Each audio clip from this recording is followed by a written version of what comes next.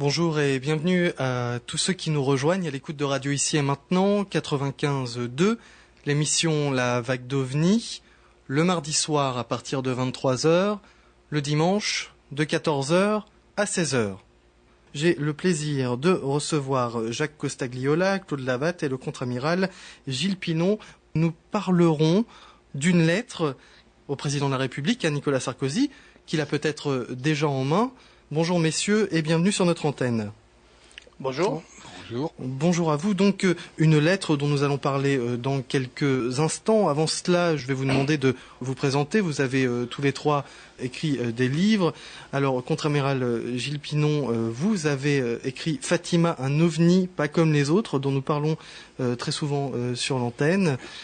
Paru donc aux éditions Osmonde, toujours disponible ? Oui, oui. Oui, toujours disponible, parfait. Et puis il y a des sites aussi internet pour trouver les livres qui sont difficiles à trouver en magasin. Nous sommes aussi avec Claude Lavatte.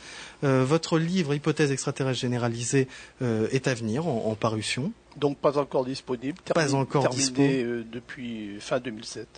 Depuis fin 2007. Et en recherche d'éditeur. En recherche d'éditeur, Hypothèse extraterrestre généralisée. Jacques Costagliola, Épistémologie du phénomène ovnien aux éditions de l'Harmattan. Toujours disponible. Toujours disponible. Alors messieurs, vous avez décidé d'écrire, de rédiger un courrier, et pas à n'importe qui, au président de la République. Pourquoi cette idée et quel est le contenu de ce courrier ? Bien, ça a Jacques commencé Costagliola. par la publication du livre d'Yves Sillard et la mise en ligne des observations du GEPAN sur Internet.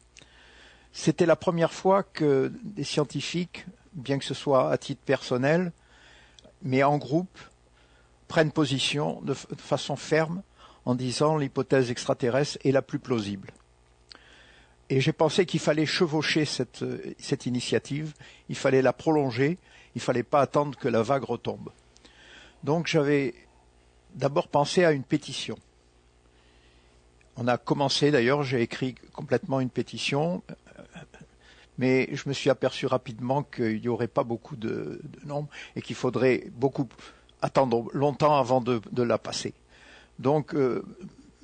Pinon, à ce moment-là, a proposé de faire une lettre ouverte qui finalement avait le même but, le même résultat, mais peut-être plus rapide et peut-être plus facile même.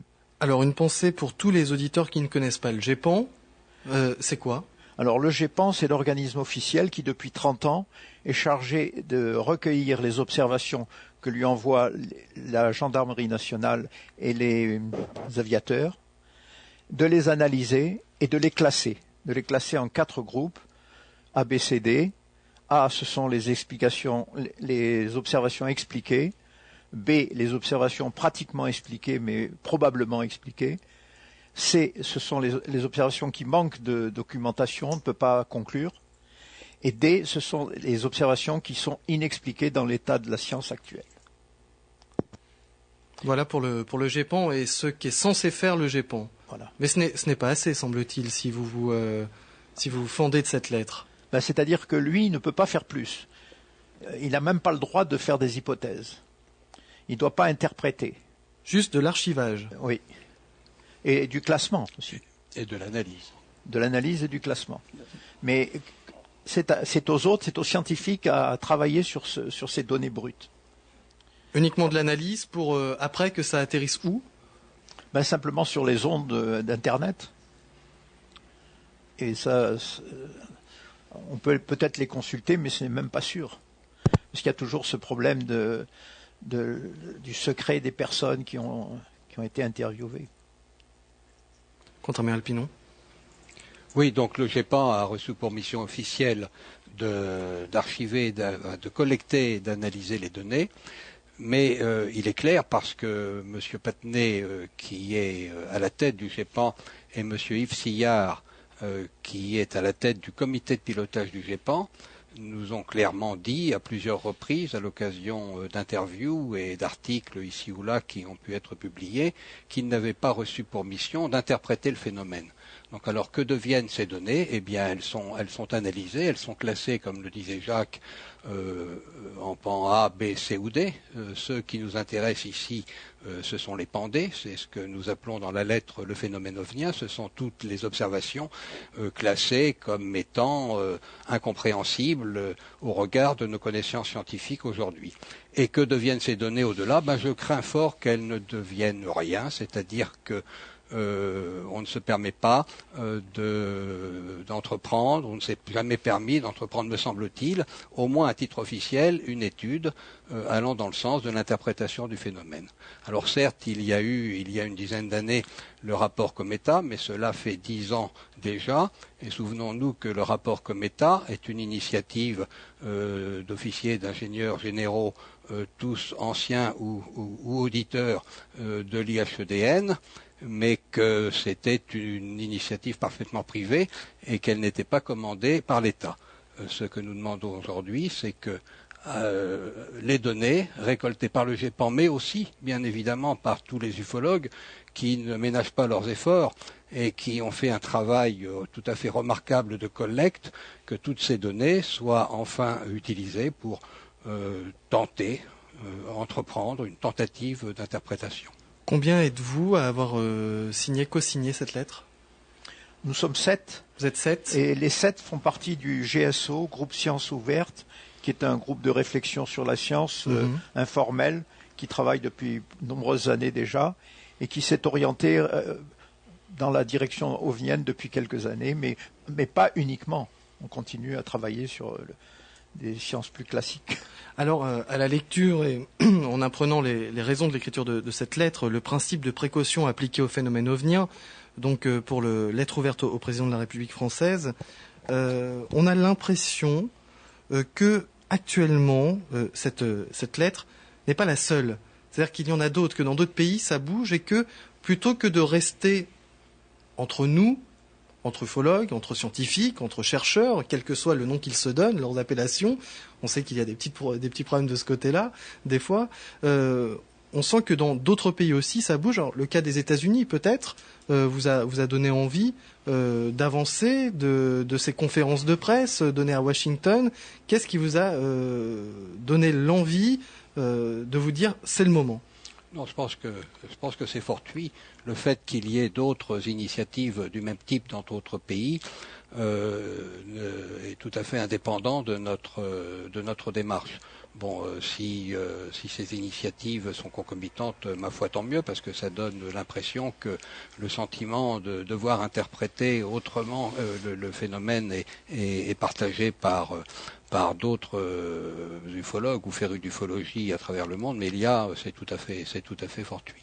Encore une fois, c'est ce que disait Jacques tout à l'heure, ce qui est à l'origine essentiellement de cette démarche, c'est la position très courageuse prise à titre personnel par monsieur Yves Sillard, qui l'a clairement exprimé dans son livre Phénomène aéronautique non identifié, un défi pour la science. Et autre motivation, bien sûr, c'est que nous avons le sentiment qu'il ne faut pas se contenter uniquement d'une approche purement scientifique. Il ne faut pas rechercher uniquement à interpréter ou à comprendre le phénomène d'un point de vue scientifique. Il y a aussi derrière ce phénomène un aspect que nous appelons menace virtuelle, mais nous entendrons par la suite de ce que nous entendons par menace. Il ne faut pas y voir que nous sommes convaincus que le phénomène est hostile, mais nous pensons qu'il faut l'étudier aussi d'un point de vue opérationnel, alors que jusqu'à présent, les ufologues demandent dans leur grande majorité essentiellement une approche scientifique.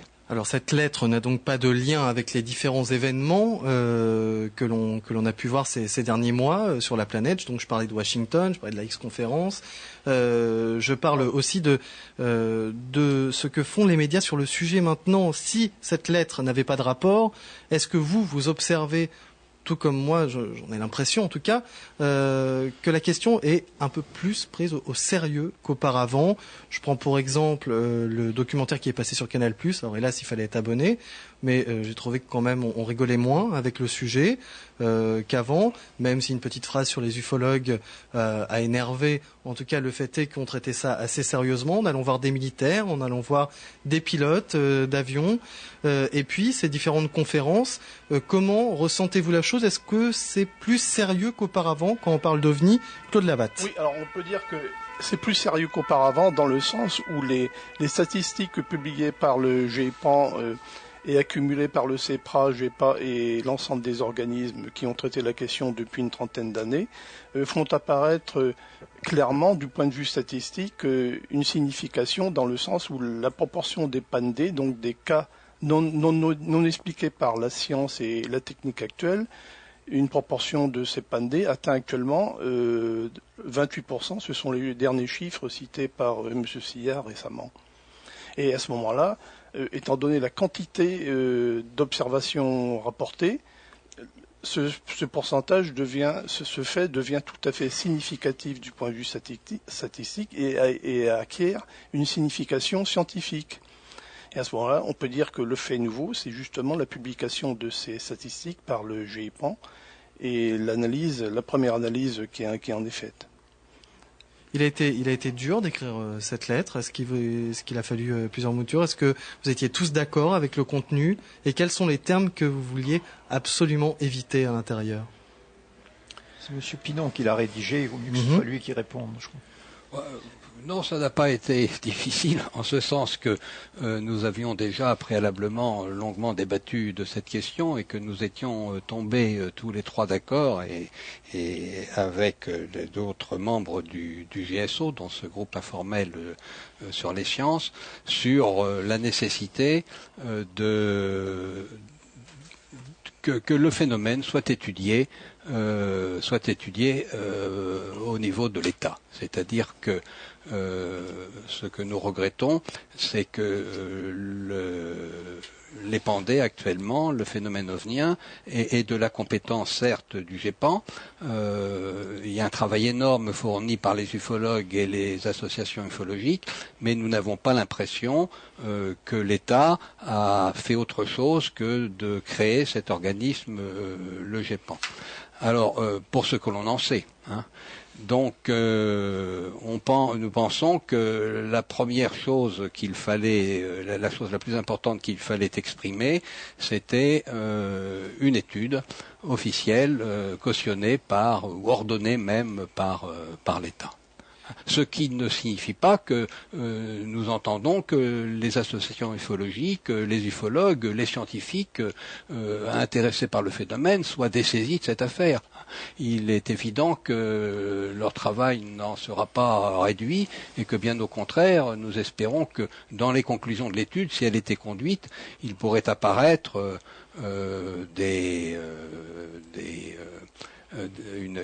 un organisme qui regrouperait toutes les bonnes volontés et toutes les compétences. Et dans ces compétences, il y a bien sûr les ufologues et les associations ufologiques. Il est possible de faire cohabiter les associations ufologiques, les scientifiques et l'État?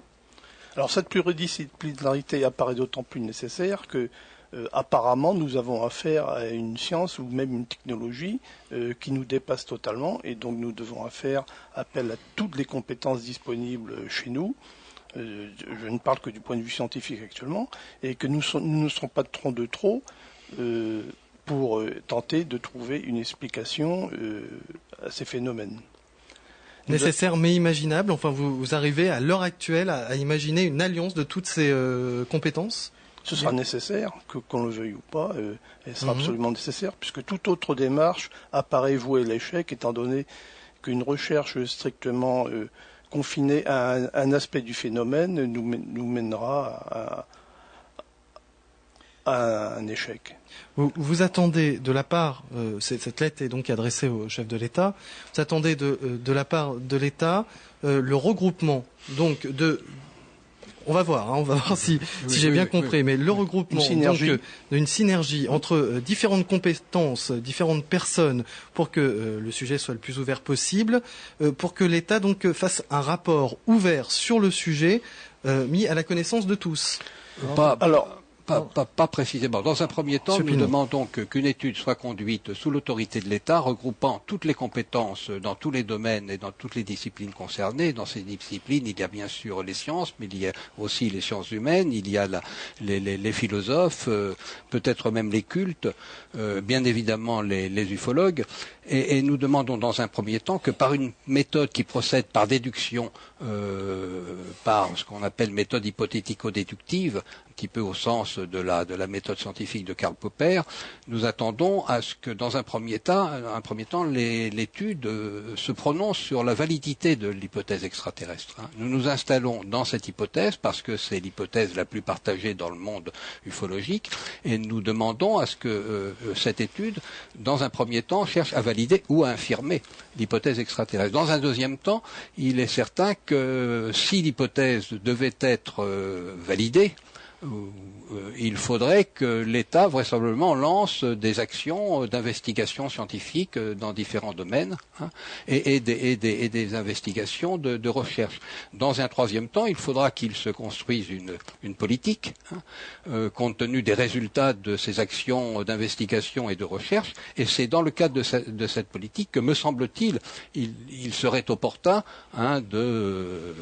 d'organiser, de créer ce groupe d'études regroupant toutes les bonnes volontés et toutes les compétences. Mais l'hypothèse extraterrestre n'avait-elle pas été, selon vous, déjà validée par le rapport Cometa ? On y revient, ce fameux rapport Cometa, mais...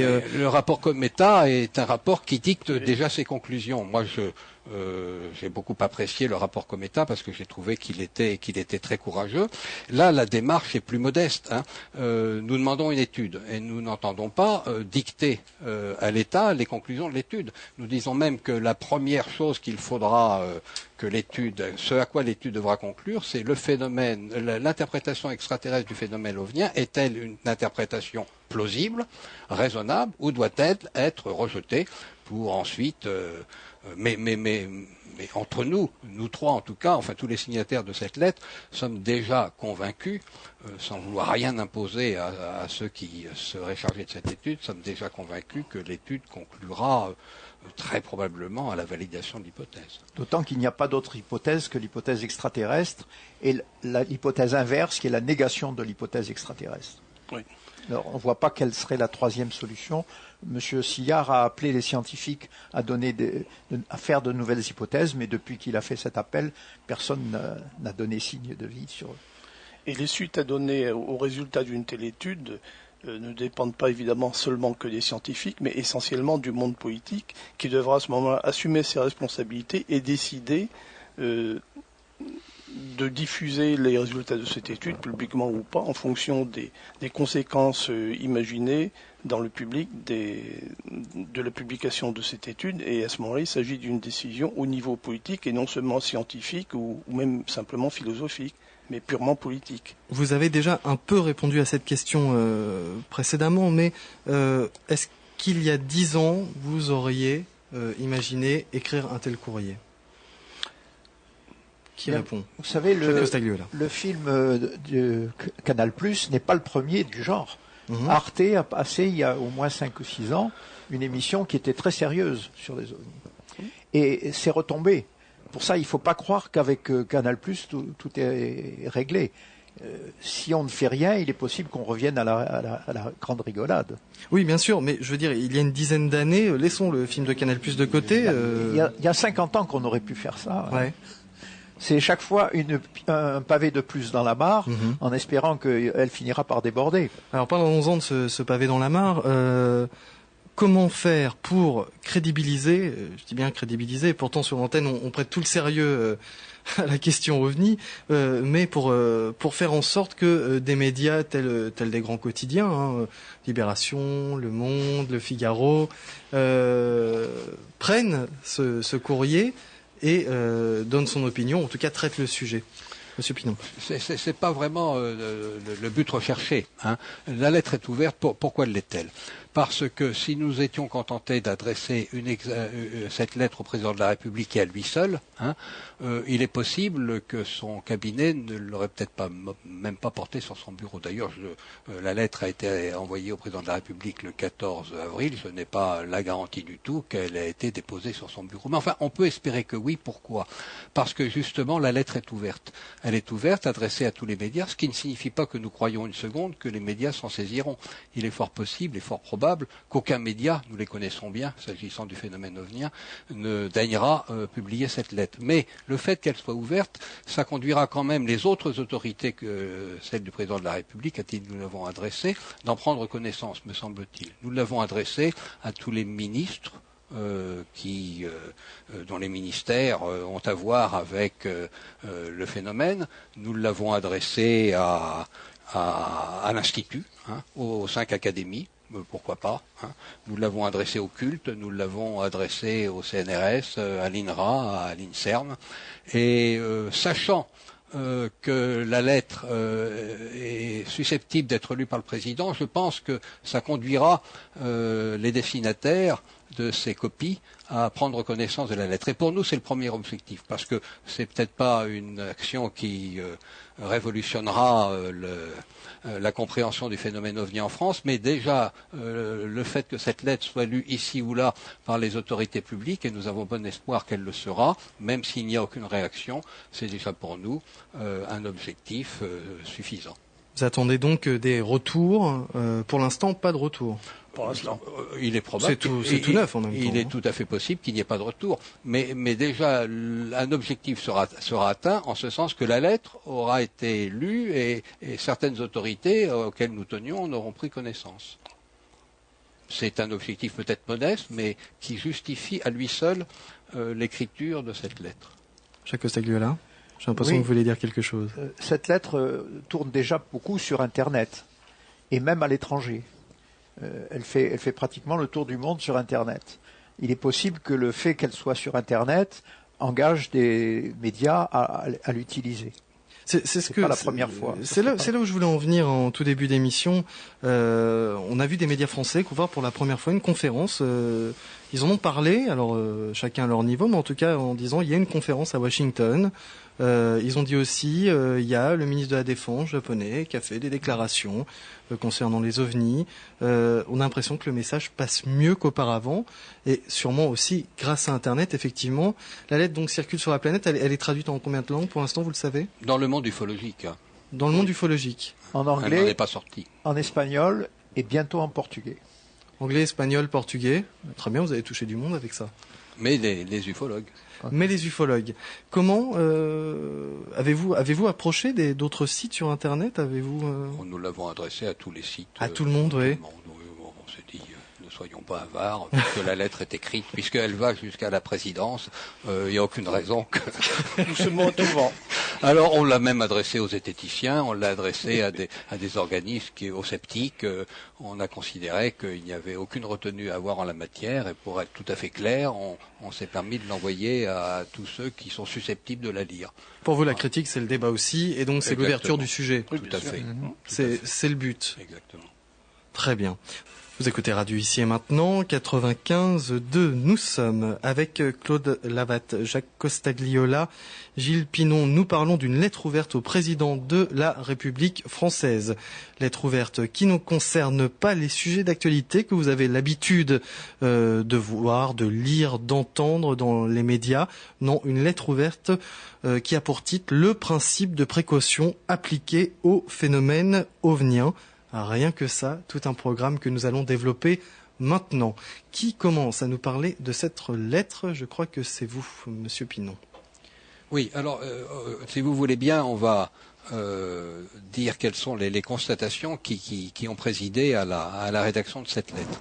Donc, nous le rappelions tout à l'heure, nous constatons que l'État français s'est impliqué en matière d'OVNI, puisqu'il a créé un organe officiel de collecte et d'analyse des données. Et ça, c'est une position qui était encore il y a quelques années tout à fait originale. La création d'un tel organisme semble s'étendre à d'autres pays, et c'est une bonne chose. Deuxième constatation, le GEPAN, et nous l'avons déjà dit, n'a pas reçu pour mission d'interpréter le phénomène. Il n'a pas reçu cette mission, ça a été rappelé par M. Pattenet, ça a été rappelé par M. Yves Sillard, qui est président du comité de pilotage du GEPAN.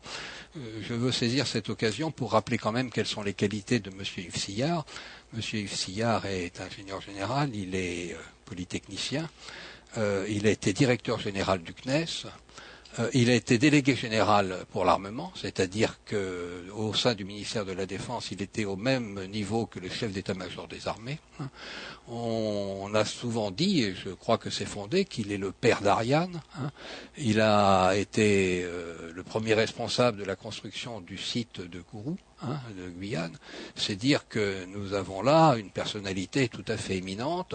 Et si M. Sillard a pris cette position très courageuse de considérer que l'interprétation extraterrestre, si elle n'était pas totalement fondée scientifiquement, avait en sa faveur de fortes présomptions, c'est qu'il faut chercher à faire connaître cette position et il faut chercher à la valider par une étude officielle sous la caution de l'État. Alors, nous pensons que, évidemment, l'État peut-être a-t-il déjà ordonné une étude d'interprétation, mais nous ne le pensons pas. Et nous pensons que si une telle étude était ordonnée, elle ne pourrait pas être confiée au GEPAN, car nous pensons que le GEPAN n'en a ni la compétence, ni les moyens, ni la méthode. Alors la compétence, entendons-nous bien, quand nous partons de la compétence du GEPAN en la matière, il ne s'agit pas de la compétence des hommes qui composent le GEPAN ou son comité de pilotage. Il s'agit du fait qu'une étude sur l'interprétation doit s'ouvrir à la participation de personnalités dans des disciplines très larges et que jusqu'à présent on ne trouve pas ces disciplines-là convenablement représentées au sein du GEPAN ou au sein de son comité de pilotage. Qu'est-ce que le GEPAN? C'est M. Pattenet. Avec toute sa bonne volonté et toute son intelligence, il est certain qu'il ne pourrait jamais mener à bien tout seul une telle étude.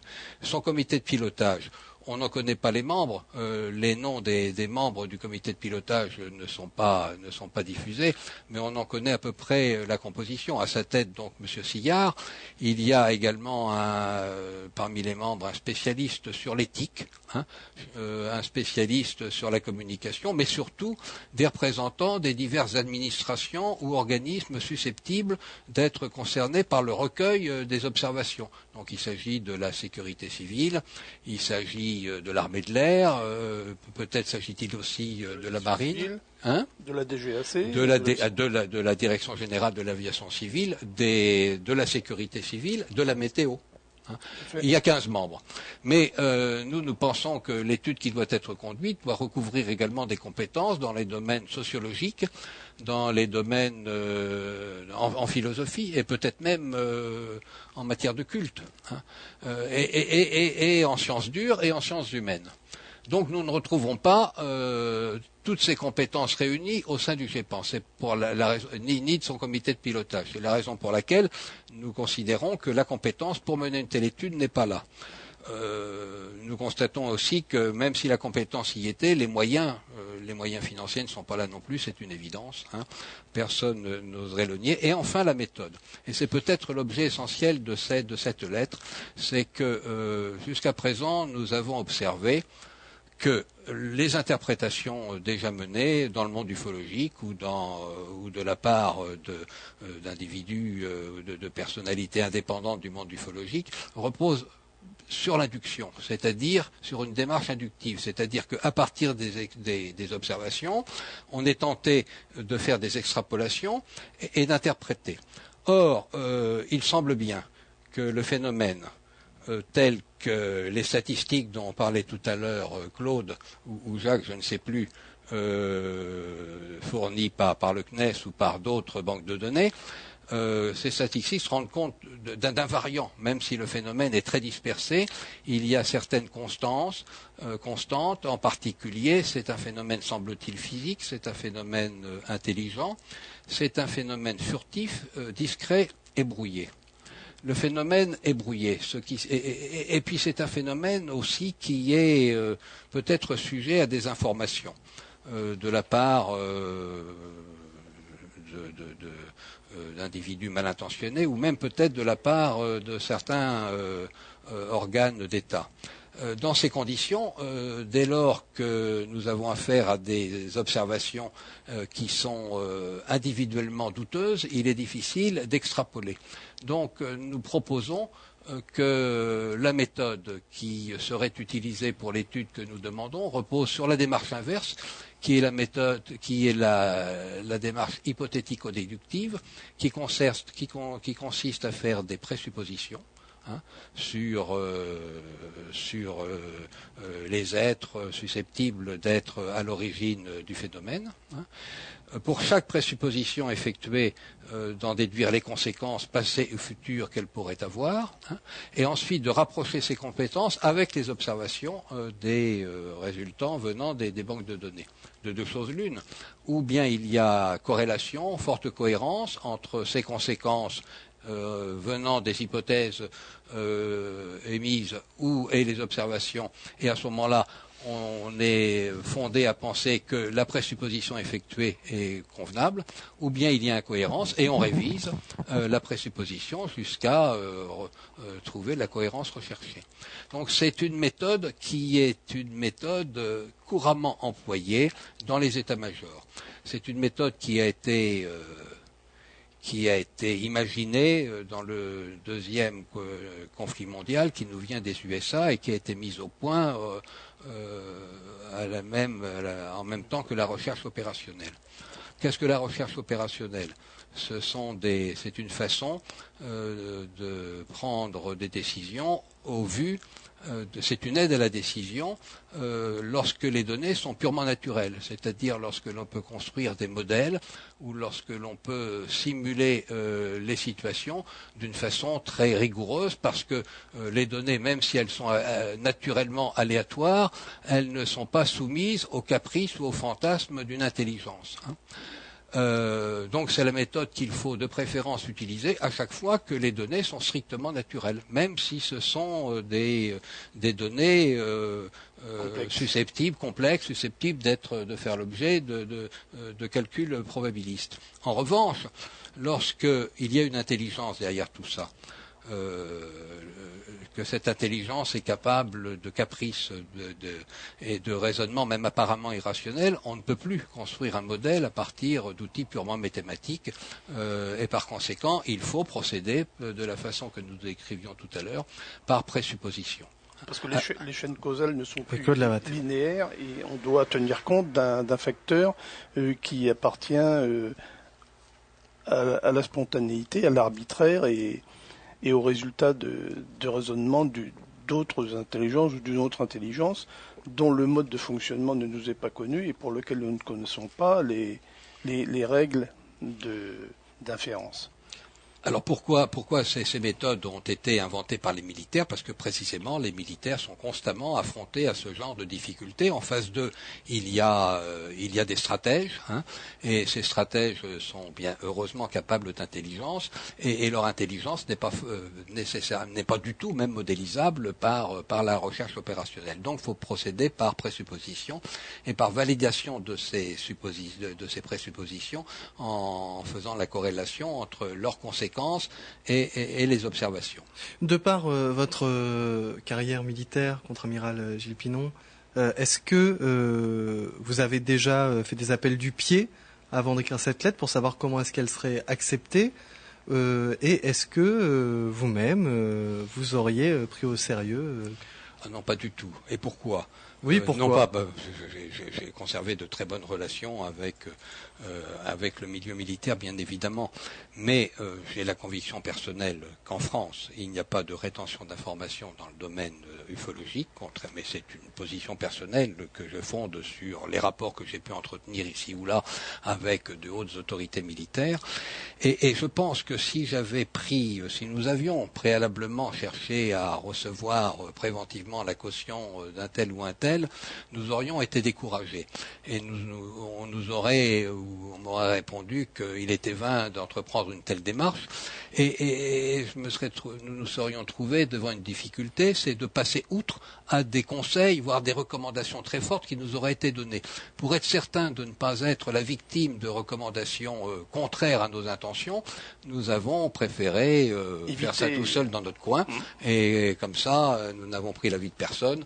Et on est sûr que nos propositions ont abouti. Et si elles sont critiquées, elles le sont après rédaction, alors que nous aurions pu être découragés et que nous aurions pu devoir renoncer tant les pressions auraient pu être fortes. Donc vous préconisez, vous tous, un angle de recherche et d'étude sur le phénomène ovnien totalement différent.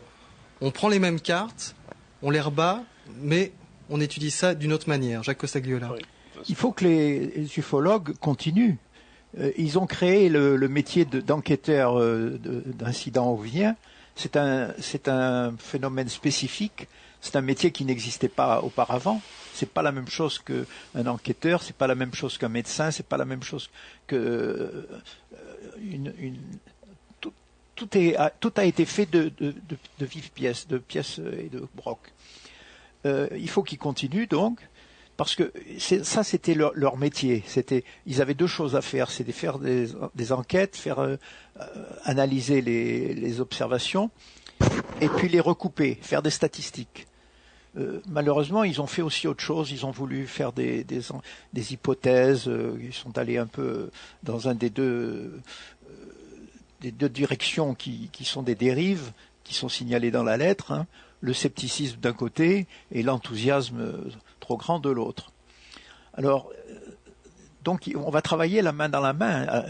Il faudra qu'on tienne compte d'abord de tout ce qu'ils ont fait pendant 60 ans, ou pratiquement ils l'ont fait seuls, avec quelques scientifiques isolés, et ils peuvent continuer. Moi, je suis persuadé de toute façon qu'on va retrouver ce qui a déjà été trouvé. Les preuves, on passe son temps à dire qu'il n'y a pas de preuves. Moi, je suis persuadé qu'il y a des preuves.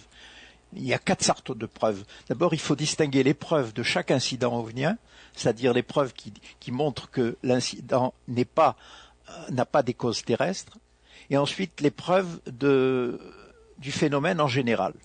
Donc, les preuves de chaque incident ovnien, elles sont de 2 ordres. Ce sont des preuves testimoniales et des preuves physiques.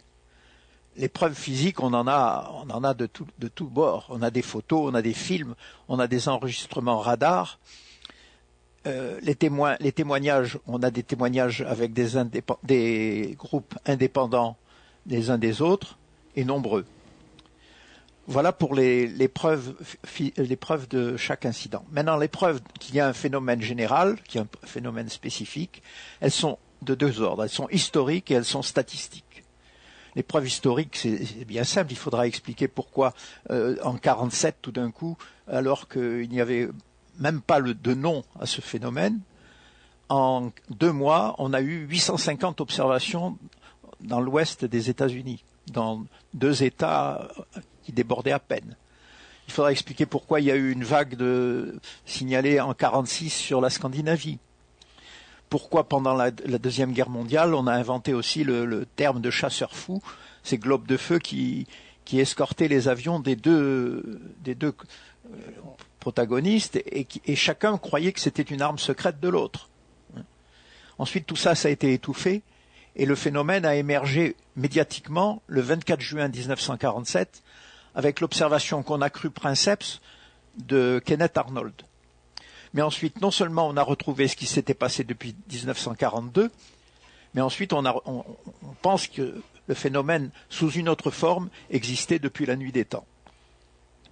Alors, ensuite, il y a les preuves statistiques. S'il n'y avait pas un phénomène général, pourquoi les incidents seraient-ils groupés, surtout la nuit, surtout dans des zones désertes, avec un pic vers 10 heures du soir, un autre pic vers 3 heures du matin?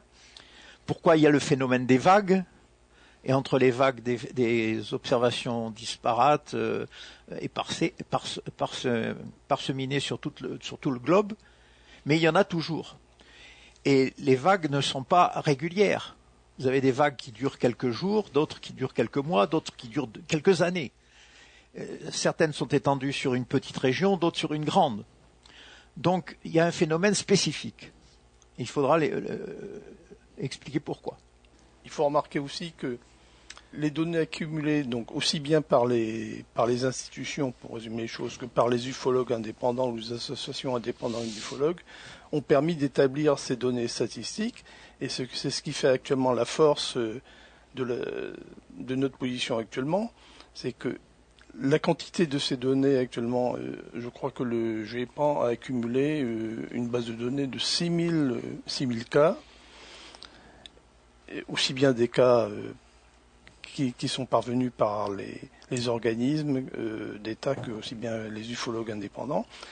Et on peut penser que dans toute activité scientifique de prise de connaissance d'un phénomène, il y a une première phase qui consiste à accumuler les observations, les données. Ensuite, il y a une deuxième phase qui est de confronter ces données à la science connue au moment de ces observations. Ensuite, d'établir une théorie. Si les données sont compatibles avec les connaissances scientifiques du moment, à ce moment-là, intégrer ces données dans un phénomène scientifique, dans une théorie scientifique connue ou extrapoler des connaissances. Par contre, si au bout de ce travail, il y a incompatibilité entre les données et la science existante, à ce moment-là, il faut même varier, faire évoluer la science pour qu'elle puisse rendre compte des données observées, et c'est un facteur de progrès scientifique, et le phénomène ufologique dans ce sens-là peut être considéré comme un booster, pardon Jacques, comme un facteur d'accélération de la science actuelle, parce que la science devra répondre, un jour ou l'autre, devra répondre des faits observés, quitte à abandonner certains dogmes existants actuellement, en fabriquer d'autres qui sont eux-mêmes valables qu'un certain temps, jusqu'à ce qu'ils soient périmés eux-mêmes. Mais il est évident que le phénomène ufologique, comme tout phénomène non expliqué actuellement, doit être pris en considération pour faire évoluer la science de telle manière qu'elle puisse intégrer ces phénomènes et rendre les théories de la science compatibles avec les phénomènes, et non l'inverse. Il ne faut pas essayer de rendre les observations obligatoirement compatibles avec la science actuelle, mais rendre la science actuelle compatible avec les faits observés. Et c'est peut-être le travail le plus difficile actuellement à effectuer dans le monde scientifique, c'est d'abandonner les dogmes et d'admettre qu'on ne connaît pas tout, et qu'il faut remettre à jour la science, et c'est peut-être une explication du silence actuel, du silence écrasant de la part de la communauté scientifique. Et par voie de conséquence, c'est un jeu de domino, les médias et une grande part du public. Bien sûr. Souhaitez-vous que le travail de ce groupe de recherche soit totalement, j'imagine votre réponse, mais soit totalement ouvert au public et à la connaissance de tous? Nous n'avons exprimé aucune exigence dans ce domaine. Je ne parle pas d'exigence, mais dans l'absolu, dans l'idée Dans l'absolu, je pense qu'il serait bien que, si l'étude était ordonnée, que l'opinion publique en soit informée, mais nous comprendrions parfaitement qu'une telle étude soit ordonnée sans que l'opinion publique en soit informée. Parce que, pourquoi? En dehors des aspects scientifiques à l'instant évoqués par Claude, il y a quand même derrière notre demande l'aspect, je le rappelais tout à l'heure, l'aspect opérationnel, où si, par méthode, nous nous installons dans l'hypothèse extraterrestre et nous cherchons à valider cette hypothèse par un procédé déductif. S'il y a une interprétation extraterrestre, et si on rejette a priori les interprétations qui reposent sur des êtres qui transcenderaient le monde sensible, et qui cette interprétation ne peut pas être, non pas qu'elle n'est pas valide, mais elle doit être écartée parce qu'elle n'est pas scientifiquement réfutable. Donc on s'installe nécessairement, en parlant d'interprétation extraterrestre, dans l'hypothèse d'une intrusion extraterrestre d'une civilisation très avancée qui aurait la maîtrise de l'espace. Si intrusion il y a, c'est que derrière cette intrusion, il y a une stratégie. On n'imagine pas une seconde qu'une civilisation vienne nous rendre visite sans qu'il y ait derrière tout ça une politique très construite et une stratégie très forte. S'il y a une stratégie, c'est qu'elle est en application d'une éthique. Donc il faut, dans un premier temps, s'interroger sur l'éthique susceptible qui est susceptible d'avoir été construite par ces civilisations. Moi, je vais vous donner mon opinion personnelle, mais c'est ceux qui feront l'étude si elle se fait. Votre opinion de militaire va être très intéressante à ce sujet-là. Mon opinion personnelle, c'est qu'il n'y a pas de civilisation très avancée qui ait réussi à contrôler, à éviter l'autodestruction et qui ait réussi par contre à se protéger de tous les débordements possibles que nous connaissons actuellement sur Terre, si elle ne s'est pas construite une éthique que l'on pourrait d'une façon très schématique et un peu simpliste appeler une éthique de bien. On voit mal comment une éthique derrière laquelle reposerait encore l'agression, la volonté de pouvoir, la domination, pourrait conduire à de telles connaissances. C'est une opinion personnelle qui n'est peut-être pas partagée entièrement par les deux co-auteurs rédacteurs de la lettre. Mais pour moi, l'acquisition de connaissances permettant la maîtrise de l'espace nécessite que l'on se soit construit une éthique qui mette à l'abri définitivement des risques d'autodestruction et qui n'est pas une éthique agressive. Vous estimez que si on est très avancé technologiquement parlant, si on arrive à remédier à certains problèmes que nous avons encore nous terriens, c'est parce qu'on a fait fi de tous ces problèmes liés à la guerre, à l'ego. Exactement. C'est parce qu'on a réussi à dominer tout ça, à maîtriser tout ça.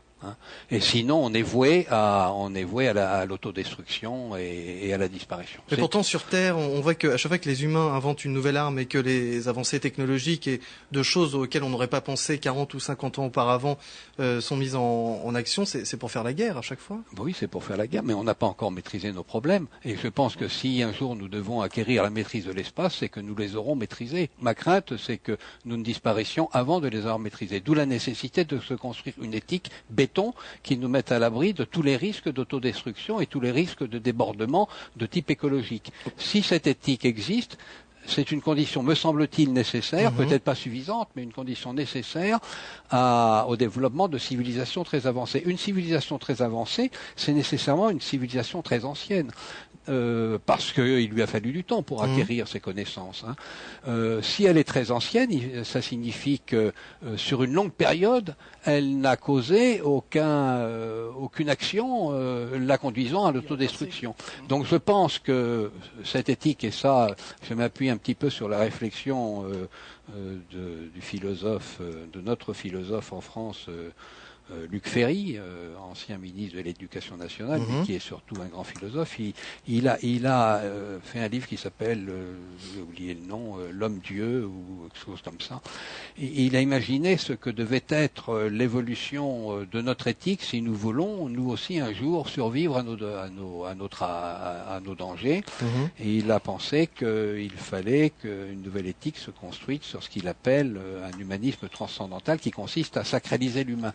Dès lors que l'on sacralise l'humain, dès lors qu'on sacralise plus précisément tout être qui pourrait doué d'intelligence, on a des chances de se mettre à l'abri des risques de destruction et on a des chances d'acquérir les connaissances qui un jour nous permettraient de maîtriser l'espace. Pour suivre votre logique et donc prendre très au sérieux cette hypothèse extraterrestre, est-ce qu'on ne peut pas imaginer non plus que ces populations, de par de trop nombreuses guerres sur leur planète, soient à la recherche d'un autre endroit où habiter? Oui, c'est possible. Mais enfin, je veux dire, si j'ai tout détruit autour de moi parce qu'il y a eu des guerres, je demande aux plus grands savants d'aller voir dans l'univers s'il n'y a pas un autre endroit où je peux aller squatter.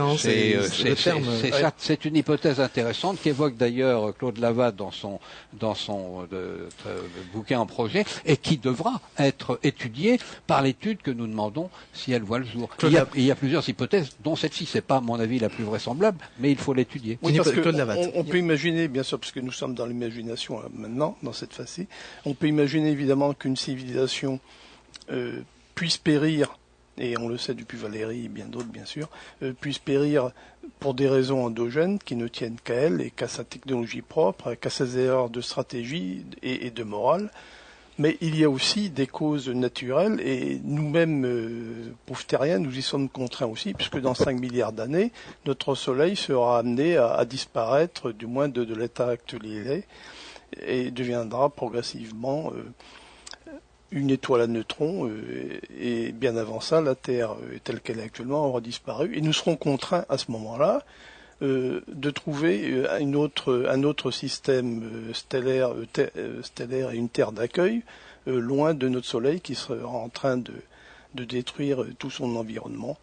Donc on peut imaginer aussi, là encore, et sans doute légitimement, que d'autres civilisations se développant dans des systèmes terrestres stellaires équivalents aux nôtres, et un dernier article paru hier ou ce matin dans Ciel et Espace avançait le chiffre de 100 milliards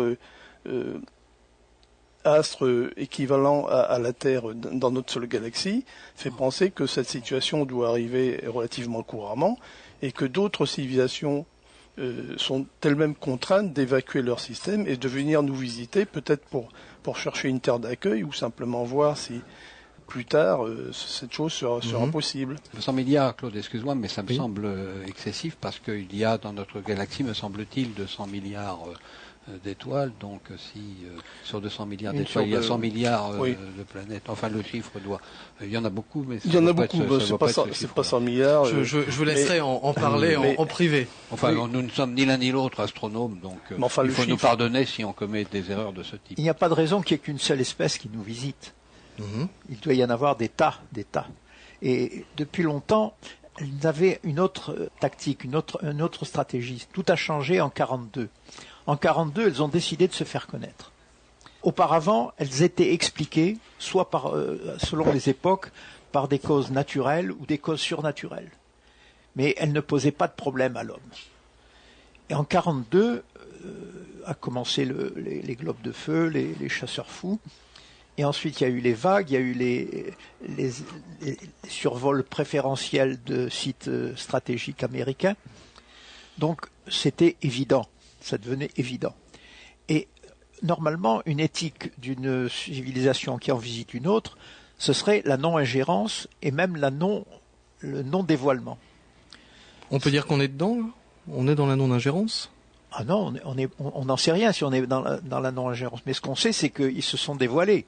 Or, le simple fait de se dévoiler, ça peut entraîner le risque d'ethnocide. Alors, j'aimerais qu'on s'arrête là. La non-ingérence, moi j'ai l'impression qu'on est dedans parce qu'il n'y a pas de preuves, il n'y a pas de prise de contact, en tout cas avec le plus grand nombre, alors que ce serait une chose assez facile à réaliser. Mais il y a des contacts individuels en pagaille. Ouais, mais un contact individuel, c'est improuvable. Si on veut se faire connaître, on va. Vous connaissez cette phrase classique en ufologie de ces personnes qui ne s'intéressent pas au sujet, qui disent s'ils voulaient se faire connaître, ils seraient descendus sur les Champs-Élysées ou devant la Maison Blanche.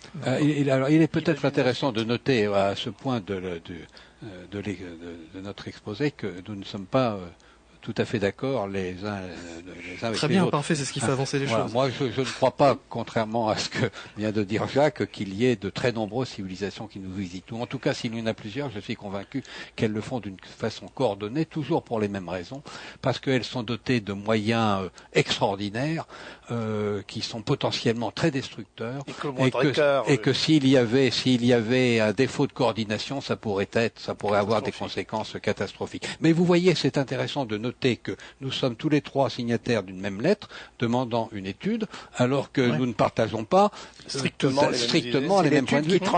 C'est pour ça que nous demandons l'étude, et c'est pour ça que nous la signons tous les trois, faisant abstraction de nos différends.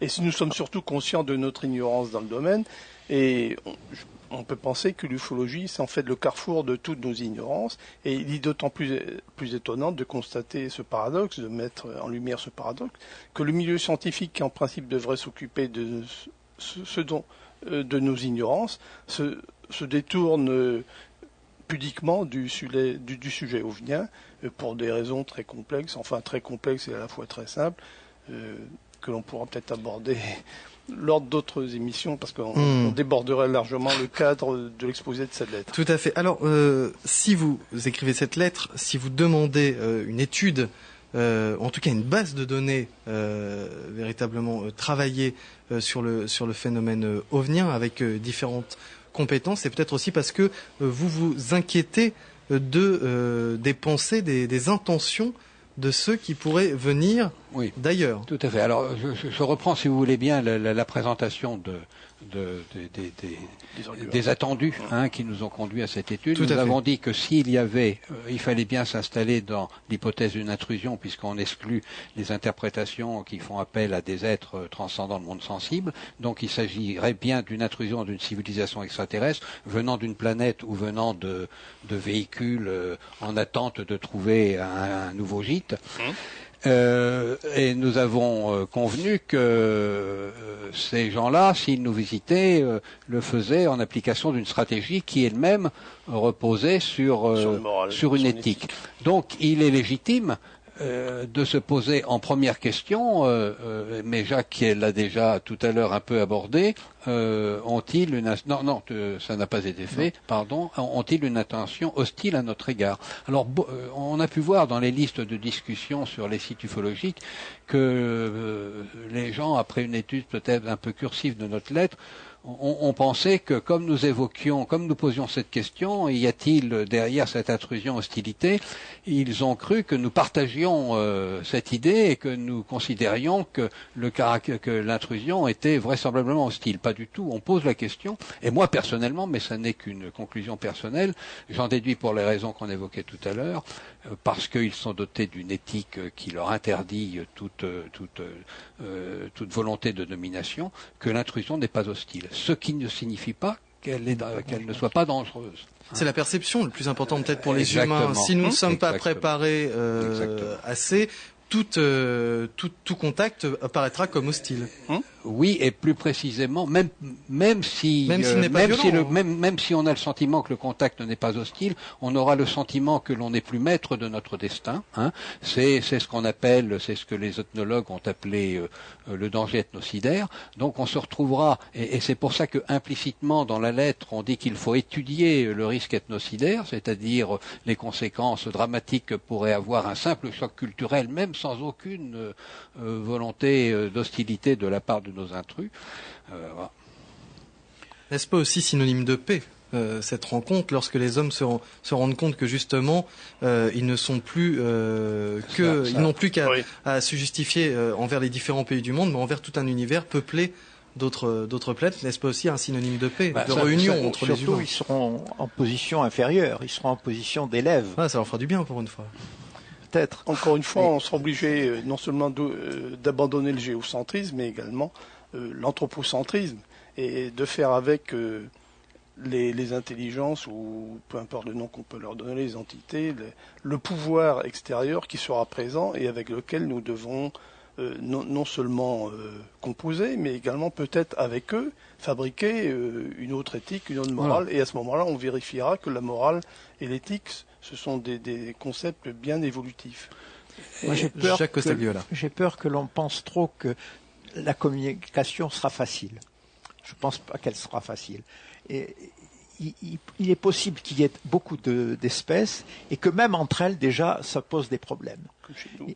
Il y a certainement ceux qui sont sur Terre depuis longtemps et qui se sont partagés la Terre, parce que ce ne sont pas les mêmes qui sont au Brésil qu'ailleurs, ça c'est évident. Et puis il y a ceux qui visitent en touriste avec un droit peut-être de safari modéré. Donc on ne peut pas savoir ce qu'ils font. Et c'est ça l'important, c'est qu'est-ce qu'ils font, qu'est-ce qu'ils veulent. Vous nous parliez tout à l'heure, Jacques Costagliola, d'un des défauts de l'ufologie, c'était les hypothèses. Et pourtant, vous êtes dans les hypothèses en nous disant que, par exemple, au Brésil, ce ne sont pas les mêmes qu'ici. C'est pas les hypothèses, ce sont les faits. Ce sont les faits. Oui, si vous lisez le livre de Pratt, vous verrez qu'il y a des morts.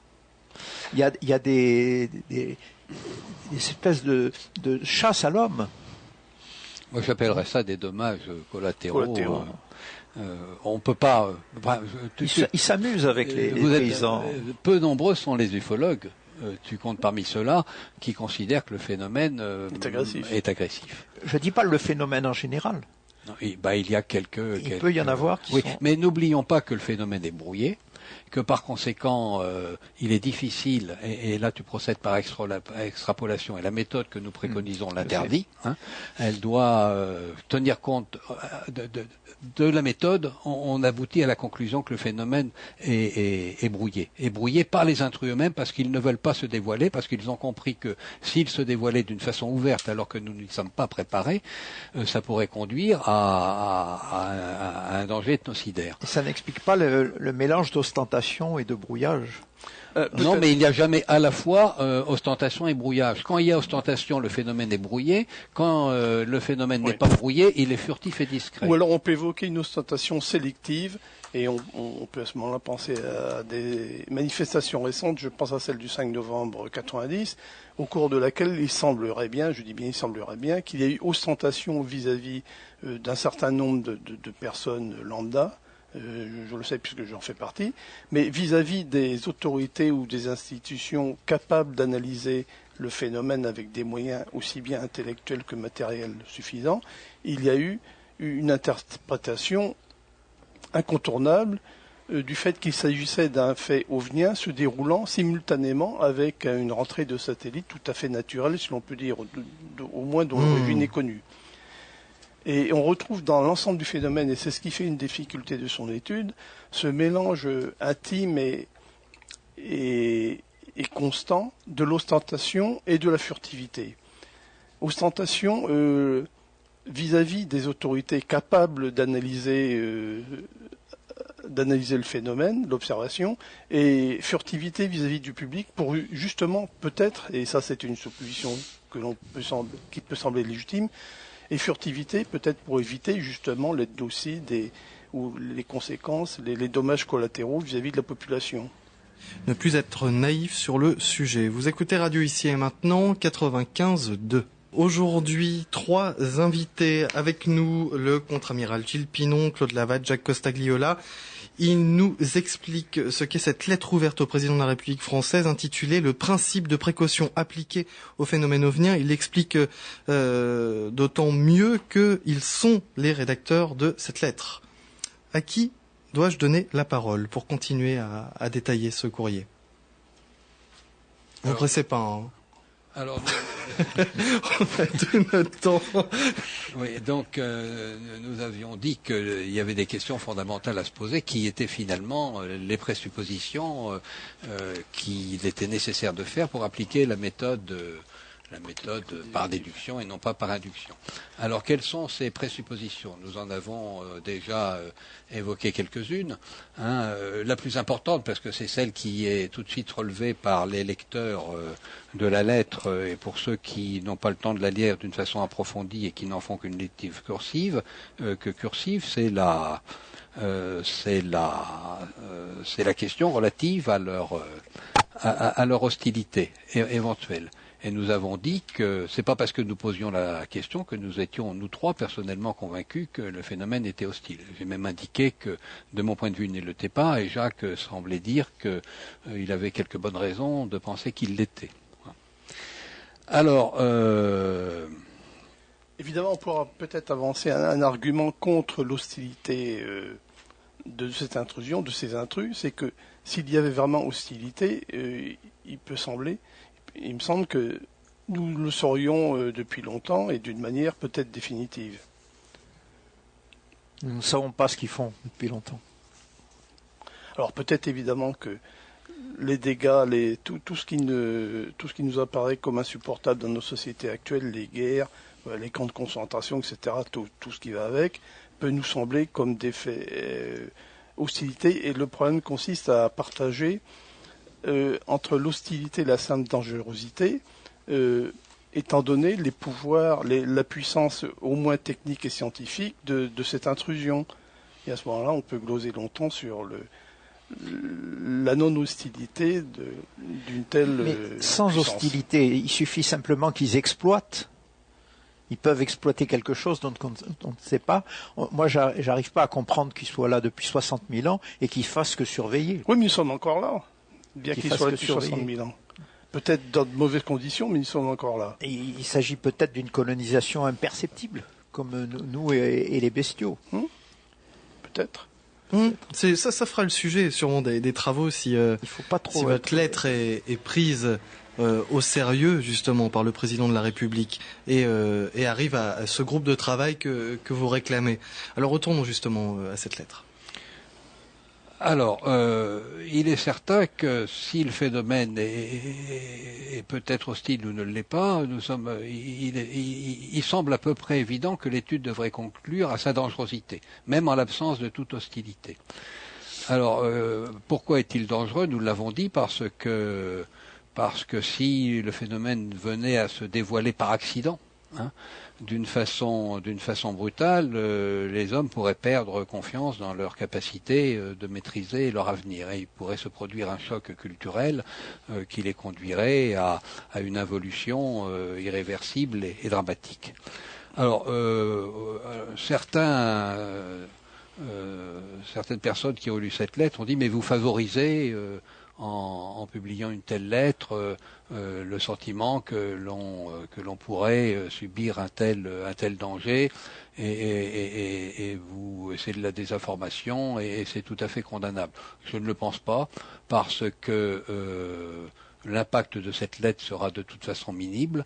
Le seul moyen à terme, me semble-t-il, d'éviter le danger ethnocidaire, c'est que le dévoilement du phénomène, d'une façon ostensible, claire, le phénomène qui viendrait soit par accident, soit délibérément à se faire connaître, volontairement, le danger disparaîtrait du jour où l'opinion publique y serait préparée, du jour où, d'une façon tout à fait unanime, les pays auraient compris que la rencontre ou le contact est inéluctable à terme, qu'il devra se faire et qu'il se fera. Dès lors que l'opinion publique y est prête, dès lors que la société elle-même, qu'il y ait une intégration au niveau de la société. Dès lors qu'on saura que la nécessité du contact est inévitable, eh bien le contact alors pourra se faire sans danger. Et ça pourrait même, non seulement le contact à ce moment-là n'aura pas de conséquences fâcheuses, mais ça pourrait même être un espoir considérable, puisque ça signifiera que d'autres, que la société humaine sont parvenus à maîtriser leur débordement écologique et sont parvenus à acquérir les connaissances leur permettant la maîtrise de l'espace, alors que nous commençons à douter de notre capacité à cela. À bannir le bateau à flot, simplement. Je disais, on commence à douter actuellement de notre capacité à maintenir le bateau à flot. Et savoir que d'autres ont maintenu le bateau à flot et que d'autres sont arrivés à bon port et que d'autres se sont donné le temps sans se détruire pour acquérir de telles connaissances, ça peut être pour nous, pour la société humaine, un espoir. Mais ils y sont arrivés seuls. Ça sera pas pareil quand même que. Y arriver seul et y arriver comme guidé par des grands maîtres, c'est pas pareil. Mais qui rien n'indique pour l'instant, et je ne pense pas que l'étude pourra l'affirmer, que nous sommes guidés et manipulés et influencés. Rien ne l'indique.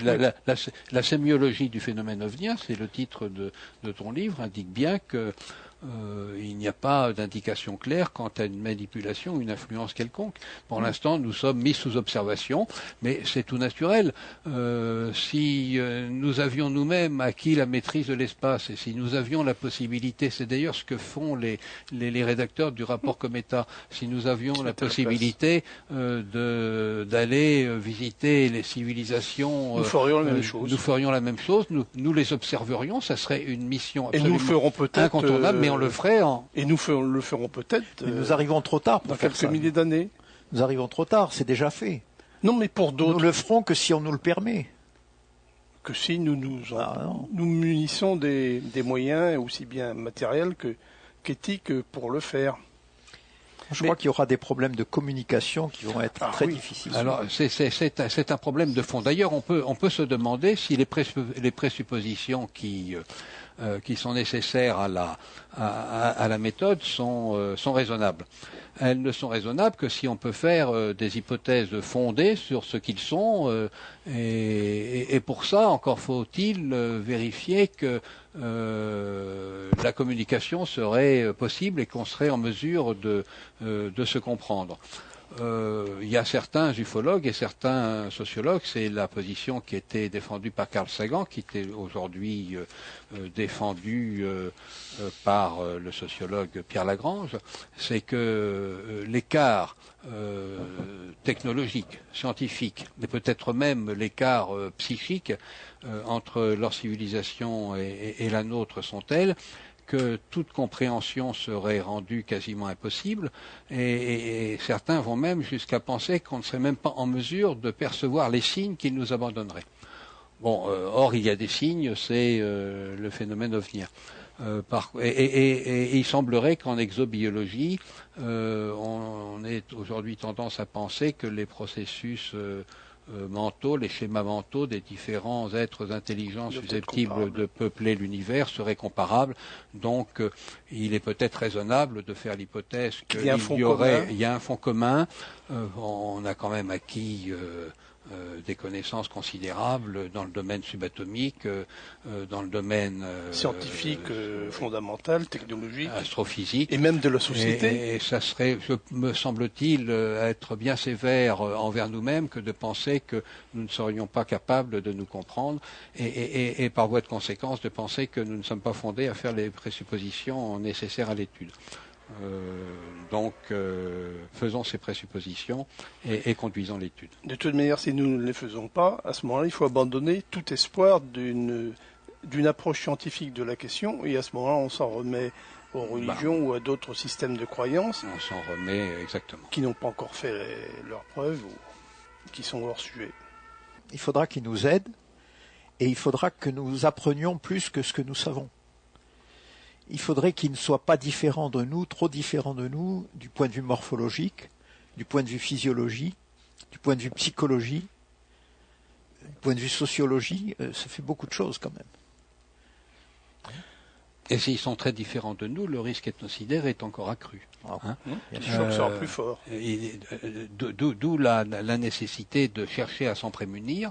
Et pour s'en prémunir, puisque nous semble-t-il, on va inévitablement à terme vers un contact qui serait rendu nécessaire par notre accès à la maîtrise du déplacement dans l'espace. Il faut donc que tôt ou tard, les gouvernements, et nous invitons le gouvernement de la France à le faire dès à présent, se construisent une politique d'acculturation progressive du phénomène de façon à réduire ces risques qui seraient effectivement sensiblement accrus si leur morphologie était très différente de la nôtre.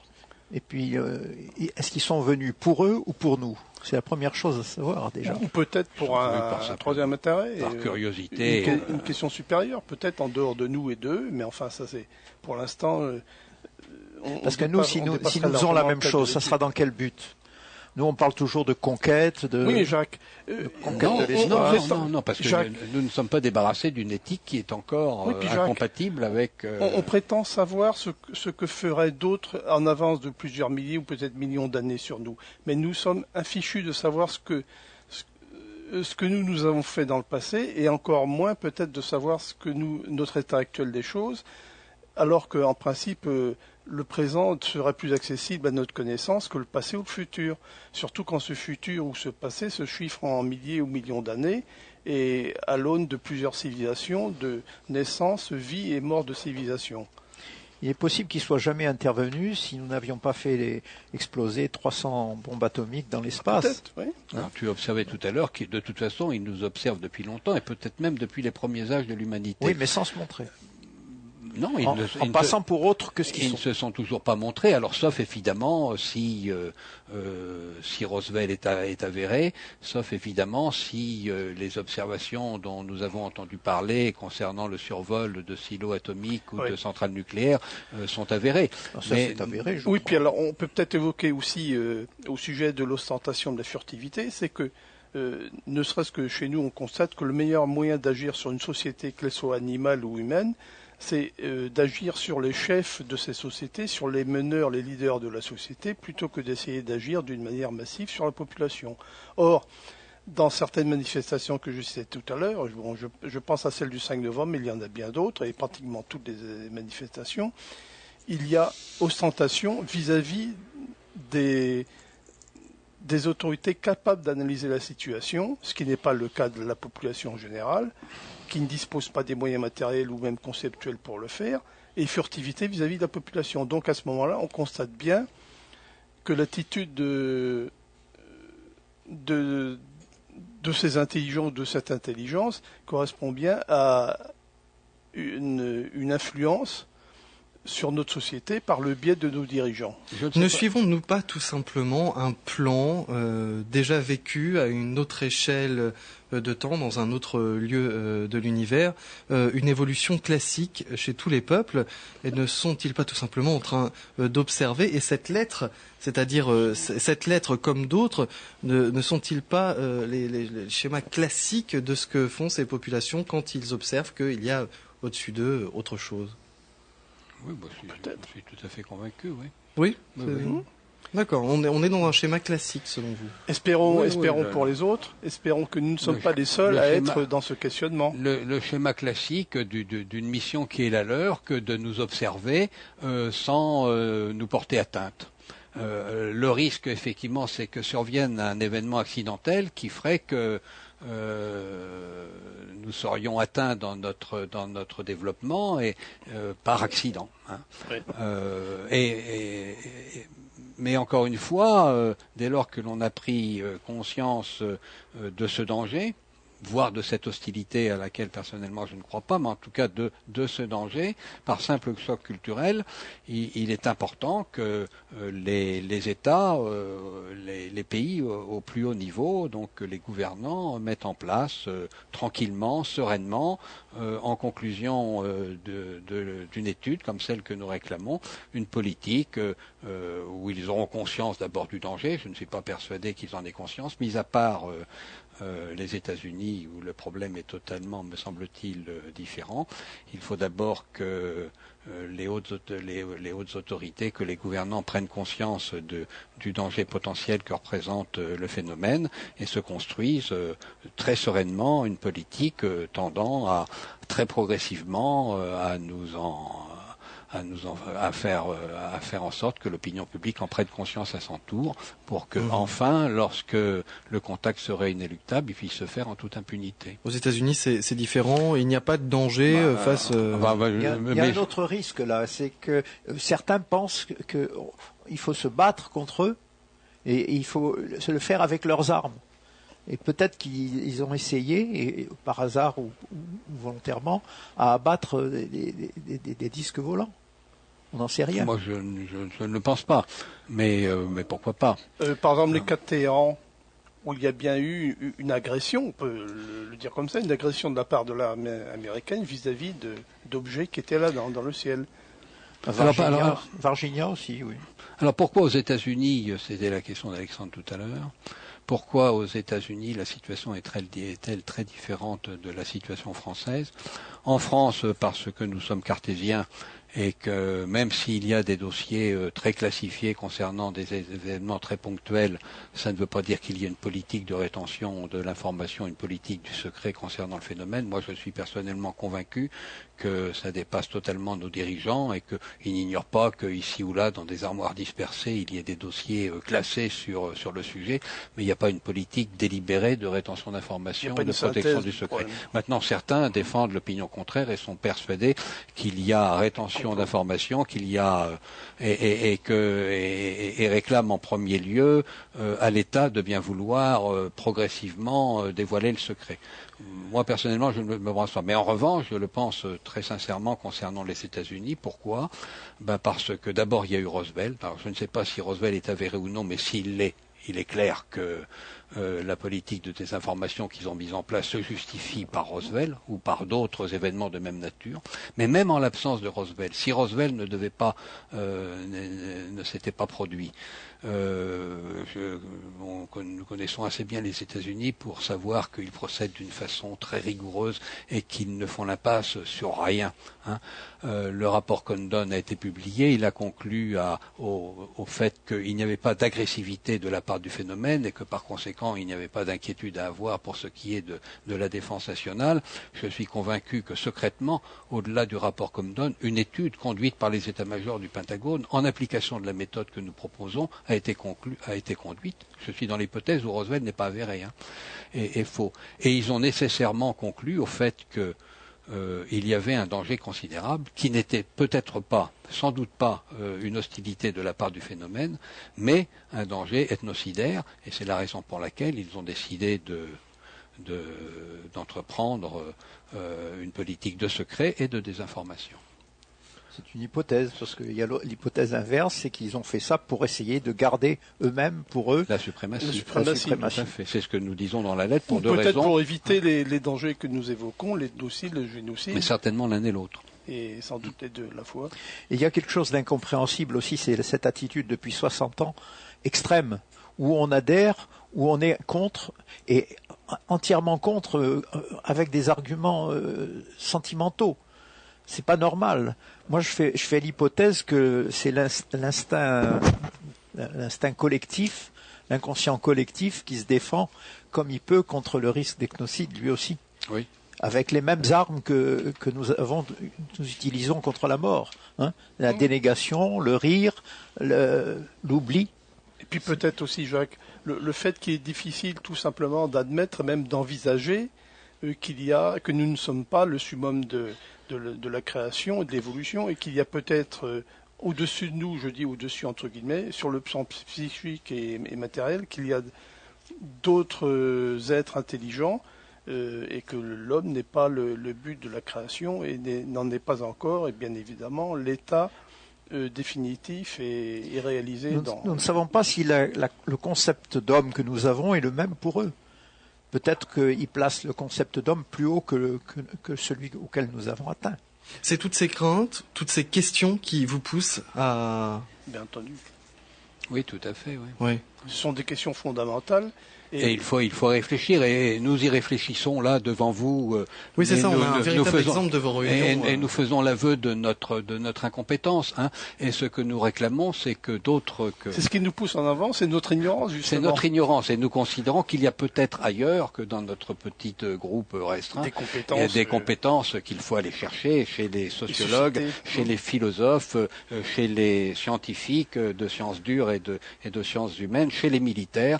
Il faut que ces gens-là travaillent en application de la méthode que nous demandons, parce que nous considérons qu'elle est la seule appropriée, et ils aborderont tous ces sujets, et puis feront des mises en branche, et puis ensuite concluront si oui ou non l'interprétation extraterrestre est fondée, et ensuite concluront à la possibilité ou non d'une hostilité, en tout cas d'une dangerosité, et feront des propositions de construction sereine d'une politique permettant d'y faire face. Mais de plus en plus de pays prennent le sujet au sérieux, ne serait-ce qu'autour des États-Unis, il y a l'Angleterre, et on peut penser qu'il y a plus de données qu'auparavant maintenant. Oui, mais les faits s'accumulent, les statistiques deviennent criantes, prépondérantes. On ne peut plus se masquer, la politique de l'autruche n'est plus possible. Les faits sont tellement forts maintenant et admis, au moins sur le plan scientifique, du point de vue statistique, qu'on ne peut plus dire ça n'existe pas, circuler, il y a rien à voir. En tout cas, on admet qu'il y a quelque chose qu'on ne comprend pas. Et alors, il y a aussi d'autres phénomènes, c'est que on ne peut plus dire aux populations ce que l'on disait il y a 40 ans ou 60 ans. On ne peut plus leur dire qu'il n'y a rien à voir, parce que, d'une part, le niveau technique et scientifique de la population en général a tellement évolué qu'on ne peut plus dire n'importe quoi aux gens. Et d'autre part, il y a le phénomène Internet qui rend l'information immédiatement disponible au niveau d'une nation. Si bien, j'imagine un phénomène du 5 novembre se produisant maintenant, eh bien, il est évident que des milliers de Français seraient capables d'en prendre conscience sur le fait même, immédiatement, de sortir leur caméscope et tout le reste pour enregistrer ce qui se passe. Donc, une institution quelconque dans un gouvernement quelconque, quel qu'il soit, dans un pays quelconque, ne pourrait plus dire aux gens, mais braves gens, il s'agissait bien évidemment et uniquement d'une rentrée de satellite. Ce qui nous ramène à la non-ingérence, parce que faire ça en 90 plutôt qu'en 2008, c'est plutôt futé. Mais on est toujours à la limite de... Jacques Costac, c'est ce que vient de dire Hawking. Circuler, il n'y a rien à voir. Oui, dans 200 années-lumière autour de nous, il n'y a pas de civilisation intelligente. Oui. Et alors nous avons une obligation de faire cette étude, contrairement à d'autres pays. C'est que nous avons inscrit dans pas notre constitution, mais dans la charte de l'environnement, qui a valeur constitutionnelle, un principe de précaution. Moi, personnellement, et je crois que Jacques et Claude partagent mon avis, je ne suis pas un chaud partisan du principe de précaution, mais toujours est-il qu'il est constitutionnel et que le président de la République a une obligation. Il est incontournable. Et de l'appliquer. Or, que dit le principe de précaution? Il dit que lorsque la réalisation d'un dommage, bien qu'incertaine, en l'état des connaissances scientifiques, pourrait affecter de manière grave et irréversible l'environnement, les autorités publiques veillent, par application du principe de précaution, à la mise en œuvre de procédures d'évaluation des risques. On ne peut pas nier, compte tenu de ce que nous venons d'exposer, que le danger ethnocidaire ne compte pas parmi ces risques-là. Donc il faut en faire l'évaluation par une étude. Et je dirais qu'il y a une obligation morale du chef de l'État que d'ordonner cette étude-là. Alors peut-être ne va-t-il pas l'ordonner parce qu'il a d'autres préoccupations, mais il faudra bien qu'à terme, au plus haut niveau de l'État, une telle étude soit ordonnée. On a déjà du mal à le faire sur les OGM qui sont fabriqués par des humains, alors pour arriver à faire ça sur le phénomène ovnien, il y a de la route encore. Oui, mais quand on compare... mais c'est une obligation. Quand on prend conscience de l'enjeu, finalement, si l'on applique un théorème bien connu en recherche opérationnelle, bon, je ne vais pas asséner ça aux auditeurs maintenant, mais c'est le théorème des minimax. Donc il faut faire face au risque le plus probable et au risque le plus élevé en cas d'occurrence de ce risque. Mais quel risque? Excusez-moi de vous poser la question, mais justement, le risque ethnocidaire. C'est l'ethnocide. L'ethnocide est possible même sans qu'ils interviennent. Simplement par l'information. Simplement, si le quotient, le nombre de gens qui y croient de plus en plus, il y a une masse critique qui il y aura un moment où le seuil sera atteint et on ne pourra plus se cacher à nous-mêmes ce qu'on fait depuis 60 ans. Et à ce moment-là, le risque sera le même que s'ils étaient là. Je crois que c'est ça qu'il faut préparer, c'est les gens. Déjà, il faut les préparer pour les futurs témoins. Il faut que les gens sachent comment réagir s'ils font une observation. Il faut pas seulement pour être un témoin, mais pour ne pas prendre de risques. On ne touche pas un ovni. On ne regarde pas même longtemps un ovni. Bon, est-ce qu'on peut dire que les choses ont débuté quand on voit que les pilotes d'avion ont désormais des formulaires où ils doivent dire ce qu'ils ont vu? Est-ce qu'on peut dire que ça c'est un début? Il y a longtemps qu'ils l'ont. Non, mais ça c'est de la collecte. Même les pompiers aux États-Unis. Non, ça c'est de la collecte d'informations. C'est pas une étude d'évaluation de risque. C'est tout simple. C'est une préparation au choc de l'observation quand même. Parce que tout incident ouvnien est un choc brutal. Oui, j'imagine. J'imagine très facilement. Un des gros problèmes est justement de rendre, au sein de la population, l'hypothèse d'une intrusion extérieure, d'une intrusion intelligente venant de l'extérieur, de la rendre acceptable, aussi bien du point de vue des faits que du point de vue de la société, du point de vue de la morale personnelle et collective. Et le gué à franchir, le prochain gué à franchir, c'est peut-être bien là, et ce sera le plus difficile peut-être. Encore faut-il que l'étude menant à une explication du phénomène soit entreprise et aboutisse. Le risque aussi est en nous. Oui, bien sûr. Le risque, c'est que l'humanité se partage entre collabos et résistants. C'est le risque de guerre civile est très grand. Il ne faut pas le rappeler. Il est bien établi maintenant que la balle n'est plus chez nous trois, bien sûr, modestement, mais elle est bien ailleurs, là où se trouve le destinataire principal de cette lettre.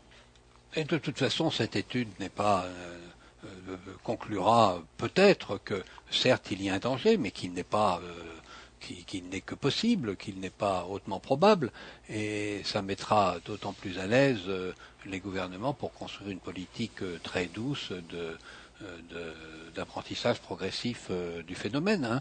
Il ne s'agit pas de chercher à effrayer la population en lui disant danger ethnocidaire, danger ethnocidaire.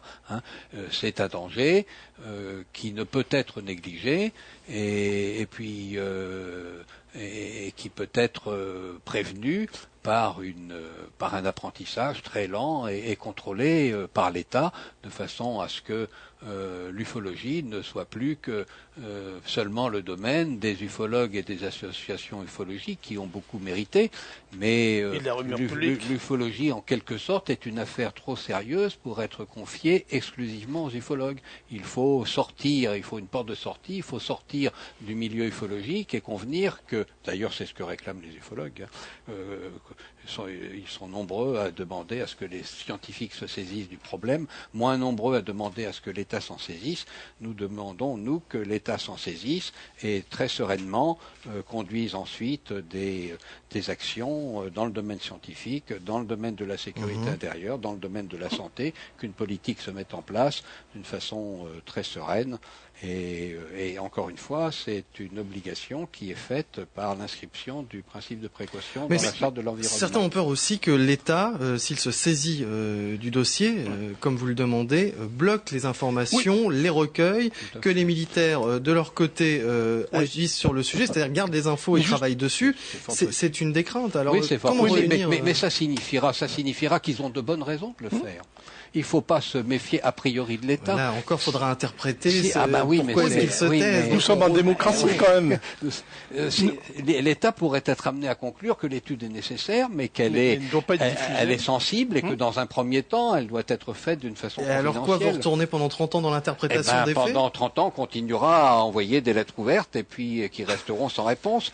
Mais c'est pas grave. Non, parce qu'ils auront accepté le principe. Ils auront accepté le principe, c'est déjà énorme. pas mal. Car nous avons le sentiment qu'aucune étude officielle n'a encore été conduite. On se trompe peut-être d'ailleurs. On est peut-être déjà dans le cas évoqué par. Il y aura des débats. Il y aura des débats, même s'ils ne disent pas ce qui se passe. Parce qu'il faut éviter tout quiproquo. Nous ne demandons pas dans cette lettre, nous ne demandons pas ce que les conclusions de l'étude, les résultats de l'étude soient rendus publics. Il faut que cela passe par le filtre du pouvoir politique. Nous sommes en démocratie, donc c'est le pouvoir politique qui devra décider de ce qui doit être rendu public, s'il y a quelque chose des résultats tangibles à rendre public, et de quelle manière cela doit être fait, dans l'intérêt bien compris, nous sommes en démocratie, n'est-ce pas, dans l'intérêt bien compris de la population. Donc ce n'est même pas au monde scientifique, si jamais il se mêle de la question, de décider ce qui doit être dit au public, c'est vraiment et uniquement au monde politique de décider de cette chose. Et imaginons que l'étude soit ordonnée et qu'elle soit confidentiellement, qu'est-ce que ça changera ? Certains nous disent votre action est vraisemblablement inutile, peut-être même nocive. Alors nous contestons tout à fait que notre action puisse être nocive, dans l'hypothèse dans l'hypothèse presque inespérée où l'étude serait ordonnée et où elle serait ordonnée confidentiellement. Que se passera-t-il ? Eh bien, tout le monde aura le sentiment que la lettre ouverte n'a eu aucun effet, que l'État continue à s'en désintéresser, et puis les ufologues continueront à travailler sur le sujet, et Dieu sait qu'ils ne comptent pas leurs efforts, et le dossier continuera dans le monde ufologique à avancer progressivement et tranquillement. Parlons-en du monde ufologique. N'avez-vous pas envie de vous lier à d'autres groupes identiques aux vôtres dans d'autres pays pour faire une sorte de pas un coup d'éclat, mais en tout cas une demande à tous les gouvernements. C'est difficile. Nous sommes français. Dans un premier temps, nous interrogeons le gouvernement français. Ouais, alors si effectivement il y a des personnes qui vous ressemblent en Italie, d'autres en Belgique, d'autres en Suisse. Alors si nous ne recevions aucune réponse, nous serions fondés à étendre notre démarche au niveau européen. Mais on se donnera quelques Non, mais temps. On peut espérer que nous serons imités. Le fait déjà qu'ils traduisent la lettre. Ils pourront faire leur lettre aussi à leur président, à leur roi. Et puis ils pourront peut-être faire mieux que nous d'ailleurs. Le mieux c'est de communiquer. Ouais, exactement. Mais ça se fait sur Internet déjà. Nous comptons sur vous. La preuve c'est que ça a été rapide quand même cette traduction. Ça a été rapide, mais moi la question que je me pose c'est avez-vous pris contact avec d'autres personnes ? Non. D'accord. Non. Pour l'instant, nous sommes individuellement, seuls, isolés. Moi, j'ai envoyé la lettre justement à des Espagnols et à des Portugais. Mais faut bien voir que des Brésiliens. Ça n'est pour l'instant pas sorti du monde ufologique et qu'au sein du monde ufologique, nous ne recevons pas que des félicitations. Il y a des attaques très vives où on nous dit non seulement votre lettre est inutile, mais en plus elle est nuisible. C'est rarement argumenté, mais enfin les attaques vont jusque-là. Hein. Nuisible par rapport à l'hypothèse précédente qui dit que si le gouvernement s'en mêle, tout par sera... rapport à je sais pas trop quoi, par rapport au fait qu'on se mêle de ce qui ne nous regarde pas, par rapport. Et puis je ne porte d'attaque contre personne, mais il faut bien reconnaître que dans le monde ufologique, il y a certains ufologues qui, quoi qu'ils en disent, ne souhaitent pas au fond d'eux-mêmes finalement que le phénomène ovnien sorte du monde ufologique. On est entre nous, on en discute, on en vit. Il y a des petites gloires personnelles. Voilà, donc il y a déjà une histoire. De là à remettre ça entre les mains du gouvernement, c'est quelque chose que tout le monde ne souhaite pas, et on le comprend bien. Nous considérons que c'est plutôt souhaitable. Que les choses doivent avancer. On ne pourra pas leur enlever le droit de faire des enquêtes. Ah ben sûrement pas. Et ça sera très bien qu'ils continuent. Oui, alors on nous a aussi reproché, mais c'est un détail étant donné l'enjeu de cette lettre, on nous a reproché le style de la lettre. Or, je voudrais faire remarquer quand même que lorsque l'on s'adresse au président de la République, quelle que soit l'identité du titulaire de la fonction, on ne parle pas comme à son voisin de palier, et qu'il y a une certaine forme à prendre, tout simplement pour espérer que la lettre arrive à destination, et qu'elle n'échoue pas dans des services subalternes. Oui, on aurait pu utiliser un style plus journalistique, plus direct, un vocabulaire. On nous a dit mais votre vocabulaire est compliqué. Alors certes, j'ai noté effectivement en la relisant après avoir reçu ces critiques, on trouve le terme heuristique, hypothético-déductif, mais hypothético-déductif, on n'y coupait pas puisque la lettre s'appuie sur la méthode scientifique de Karl Popper et il fallait bien utiliser ce mot-là. On aurait pu à la place de heuristique mettre fécond scientifiquement, mais tout ça n'est pas grave. Et finalement, c'est plutôt par égard pour le président de la République qui est le destinataire de cette lettre qu'on a utilisé le style que l'on a pu, qui paraît peut-être pour certains un peu pompeux, et nous on n'était pas trop mécontents. C'est pas très grave, il faut parler le langage de ceux qui vont prendre cette lettre et qui vont l'étudier. Et nous l'avons fait beaucoup lire, beaucoup de personnes qui ne sont pas directement concernées par le sujet, et nous avons tenu compte des observations que nous recevions, et voilà. Très bien, je vous propose une dernière respiration musicale avant d'en arriver à la conclusion de cette émission. Vous écoutez Radio Ici et Maintenant, 95.2. Nous arrivons à la conclusion de cette émission consacrée à cette lettre ouverte au président de la République française, Nicolas Sarkozy, le principe de précaution appliqué au phénomène ovnien. C'est original, interpeller le président de la République pour lancer une étude sérieuse sur le phénomène ovnien. Alors, en guise de conclusion, messieurs, j'ai envie de vous demander de nous réexpliquer ou plus succinctement de mettre en avant les raisons de l'écriture de cette lettre, ce que vous en attendez, ce que vous n'en attendez pas d'ailleurs, et ce que vous voulez voir venir dans la recherche ovnienne. La raison principale, c'est notre ignorance. On a le sentiment que c'est un phénomène qui est très difficile à comprendre, si difficile d'ailleurs que certains ufologues, parmi les plus éminents,